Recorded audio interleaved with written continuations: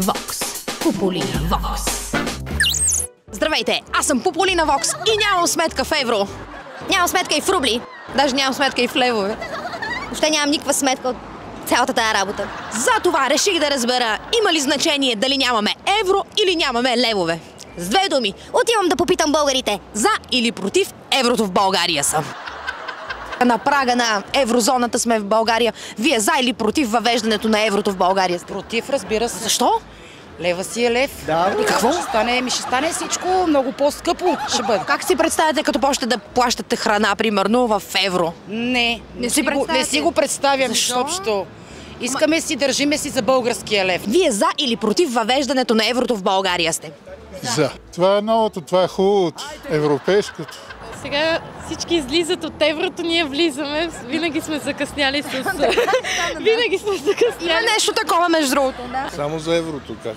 Ами аз като цяло си предпочитам лева. До сега съм се свикнал, всичко ми е лев. В TikTok съм качил и продължавам да качвам не на еврото. Не на еврото. Защо? Не искам евро. Добре, германците по-глупави ли са, че те въведоха отдавна еврото? И не само германците, гърците. Сега съжаляват. Съжаляват горко. Добре, това според вас да не би да е някакъв световен заговор въвеждането на еврото в България, за да обеднеем съвсем? Сега не се сещам кой е професора, но един американски професор каза, че точно еврото е създадено за събори Европейския съюз. Нали така, че има някакъв заговор? Твърдо да. Какво ще стане по-хубаво, по-добре за нас, българите, след като приемем еврото? Държавата ще взима по-ниски заеми, ниско лихвени. Аз ще взимам заем с 2,5% лихва, а не с 12%. Страхотна лойка, аплодирайте, страхотна лойка. За или против въвеждането на еврото в България сте? Против съм. Защо? Защо? Какво ще стане? Лева си е лев. Ще ви липсва ли? Как? Кое ще ви липсва, като махнат лева? Кое най-много в него ще ви липсва? Всичко. И хляба вече не ми се ослажда. Стотинките. Колко стотинки има в един лев, знаете ли? Лев ден. Хубав ден и на вас. Чао! Ще ви липсва ли лева? А да не страдаме от тия... Като се женя втори път, ще ми липсва ли първата жена? Ще ви липсва ли? Лева? Банкнотата, лев, да. Абсолютно винаги ще ми липсва. Добре, като толкова много ви харесва. Кой е изобразен на банкнотата от 50 лева? Кой българин? Нямам представа. Не сте ли виждал 50 лева на цяло? Не, виждал съм, но не мога да се сетя. Значи не обичате толкова много българския лев. Ако трябва да изберете между рубла и евро, какво бихте избрала да се въведе в България? Рубла. Ако бяхме под Русия, ще много по-добре да ни е в България.